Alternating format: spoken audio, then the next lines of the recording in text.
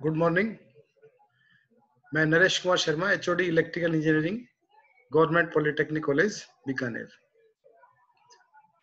आज हम power system second में डिस्ट्रीब्यूशन सिस्टम में जो डिस्ट्रीब्यूटर डीसी डिस्ट्रीब्यूटर उसके बारे में अध्ययन करेंगे कि डीसी डिस्ट्रीब्यूटर को हम किस तरह से डिजाइन करेंगे और कैसे सप्लाई कंज्यूमर तक पहुंचेगी जनरेटिंग स्टेशन से लेके और डीसी सप्लाई के रिगार्डिंग। तो इसको स्टडी करने के लिए मैं आपको स्लाइड पर ले चलता हूँ। तो जैसा आप देख रहे हैं कि जो हमारा पावर सिस्टम, पहले हम थोड़ा सा जनरल ओवरव्यू ले लेते हैं सारे सिस्टम का कि ये जो सर्किट है, देखो हमारा ये सर्किट है, ये दिख रहा है। तो इसमें क्या है, जनरेटिंग स्टेशन है जो इलेक्ट्रिसिटी को प्रोड्यूस करेगा। वहां से हमको कहाँ तक पहुंचाना है, ये जो कंज्यूमर से कनेक्टेड है, सर्विस मेंस, ये किससे कनेक्टेड है, कंज्यूमर से। तो यहाँ तक हम सप्लाई को पहुंचाएंगे। तो बीच में क्या होगा, जनरेटिंग स्टेशन से एक फीडर होगा, फीडर से डिस्ट्रीब्यूटर जुड़ा होगा, डिस्ट्रीब्यूटर से सर्विस मेंस और फिर कंज्यूमर। तो ये सभी कंडक्टर हैं, अलग अलग नामों से जाने जा रहे हैं। एक को हम फीडर कह रहे हैं, एक को डिस्ट्रीब्यूटर कह रहे हैं, एक को सर्विस मैन। तो फर्क क्या है तीनों में, समझ लीजिए। तो फीडर तो क्या करता है, जो मेन जनरेटिंग स्टेशन है उससे डिस्ट्रीब्यूटर को जोड़ता है। A feeder is a conductor which connects the substation or localized generating station to the area where power is to be distributed. Generally, no tapping are taken from feeder so that current in it remains the same throughout. The main consideration in the design of feeder is the current carrying capacity.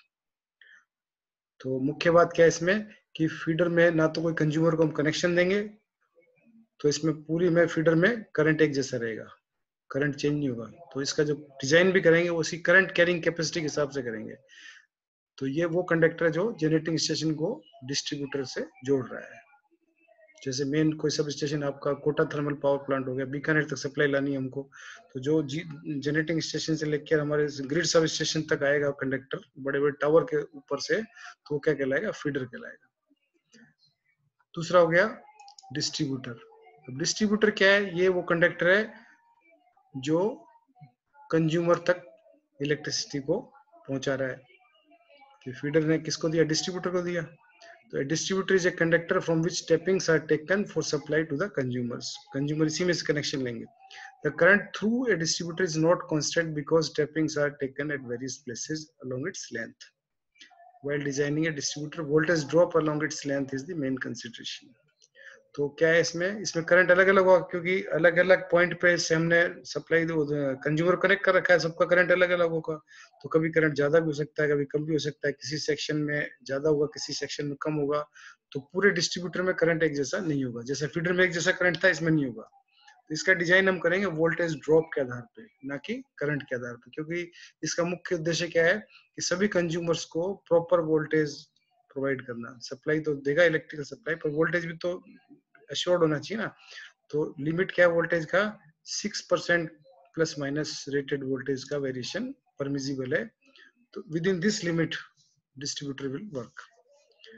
तो मुख्य रूप से feeder तो हो गया, generating station से distributor को जोड़ेगा, डिस्ट्रीब्यूटर कंज्यूमर को जोड़ेगा, तो कंज्यूमर को जो सप्लाई देंगे वो डिस्ट्रीब्यूटर के। अब डिस्ट्रीब्यूटर से जो कनेक्शन होंगे वो सारे क्या होंगे, सर्विस मेन्स।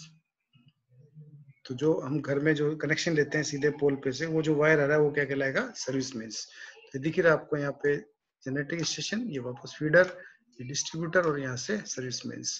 तो डिस्ट्रीब्यूटर में करंट अलग अलग होगा हर सेक्शन में, इसमें पूरे हर सेक्शन में करंट अलग होगा, इसमें करंट सेम होगा फीडर के अंदर, दोनों में फर्क ये है।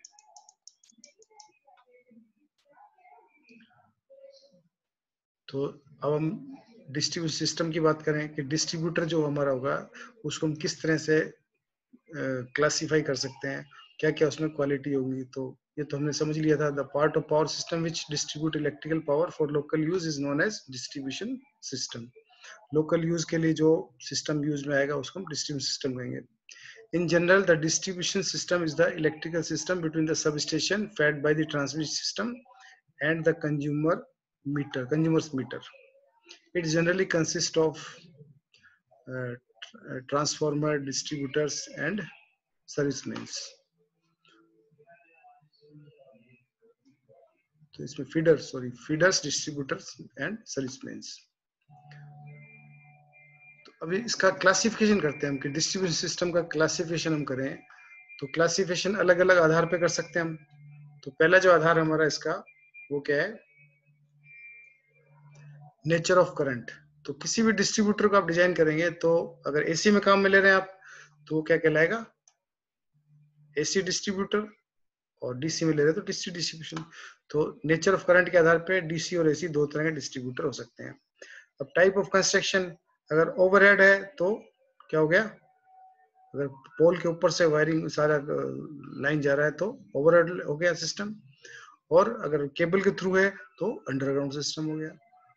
तो फिर है स्कीम ऑफ कनेक्शन, कनेक्शन कैसे दे रहे हैं, तो कनेक्शन के लिए हम क्या करेंगे, रेडियल सिस्टम और रिंग मेन सिस्टम और इंटरकनेक्टेड सिस्टम। तो radial system, ring main system और इंटरकनेक्टेड सिस्टम, इसका हम स्टडी करेंगे। तो रेडियल और इसमें क्या अंतर है मुख्य रूप से, कि रेडियल का मतलब होता है जैसे आपका जनरेटिंग स्टेशन है, जैसे ये जनरेटिंग स्टेशन हो गया मान लो, तो इस जनरेटिंग स्टेशन को जैसे मान लीजिए आपने एक ये बस बार है,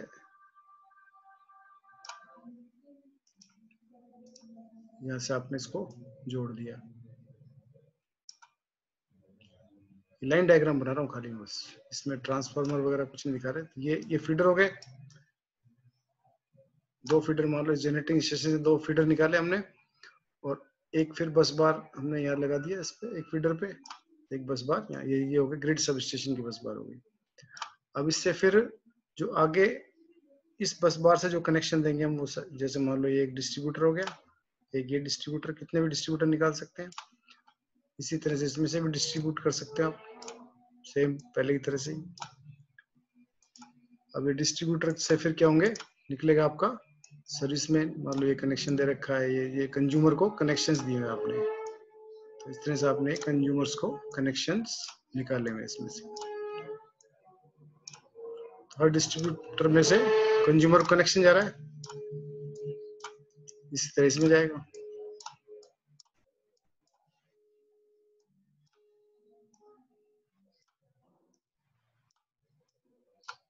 तो ये अब अपन हम देख रहे हैं कि ये जो डिस्ट्रीब्यूटर यहाँ से शुरू हुआ इस पॉइंट से, तो ये आगे बढ़ता जा रहा है, वापस लौट के नहीं आ रहा। अगर कोई डिस्ट्रीब्यूटर ऐसा हो कि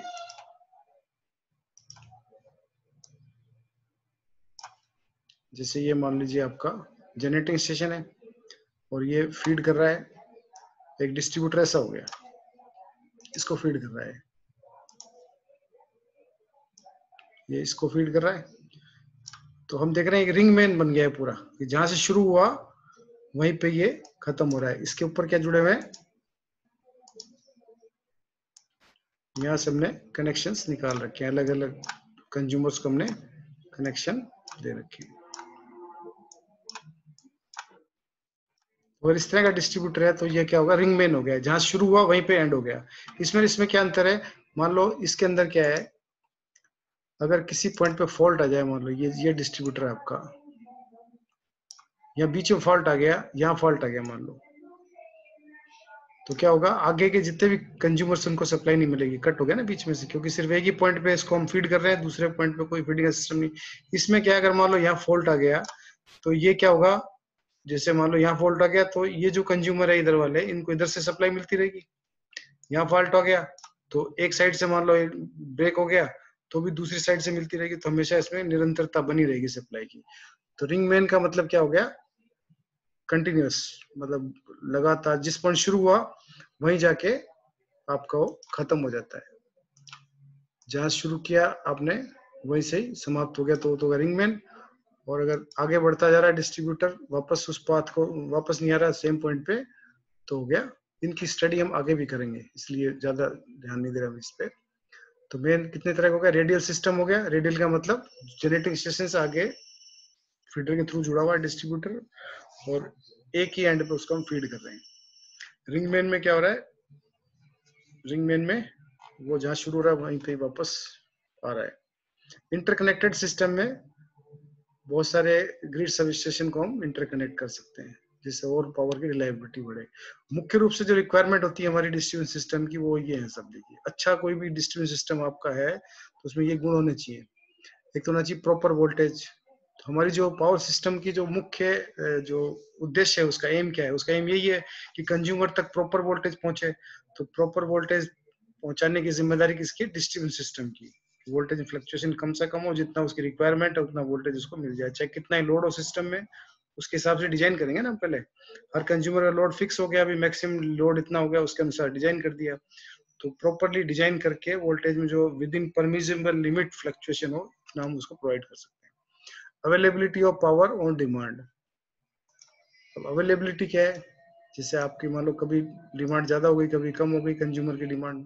जैसे गर्मी में एसी चल गए, सर्दी में बंद हो गया, तो लोड वेरी करेगा ना। तो उसकी डिमांड को पूरा करने के लिए भी उसके अंदर प्रोविजन होना चाहिए डिस्ट्रीब्यूशन सिस्टम में। इस तरह से डिजाइनिंग होनी चाहिए कि वो ब्रेक डाउन में नहीं चला जाए। रिलायबिलिटी। रिलायबिलिटी क्या है? विश्वसनीयता, कि कहीं फॉल्ट आ जाए तो उससे बहुत सारे कंज्यूमर एक साथ प्रभावित नहीं। एक बार डिस्ट्रीब्यूटर में कहीं फॉल्ट आ गया तो पूरा सिस्टम में कोलैप्स हो जाए। तो रिलायबल भी होना चाहिए। तो ये सब गुण होंगे तभी अच्छा डिस्ट्रीब्यूशन सिस्टम डिजाइन कर सकते हैं। तो इस चैप्टर का उद्देश्य हमारा यही है कि हम डिस्ट्रीब्यूटर को, डीसी डिस्ट्रीब्यूटर को किस तरह से डिजाइन करें। तो आज हमने एक थोड़ा सा आइडिया लिया है कि फीडर क्या है, डिस्ट्रीब्यूटर क्या है, और हमारा सर्विस मैन सब मिलके जो पावर सिस्टम का डिजाइन करते हैं, बनाते हैं और कंज्यूमर तक सप्लाई पहुंचाते हैं। तो thank you so much for attending this lecture. Next lecture में हम आगे की स्टडी करेंगे।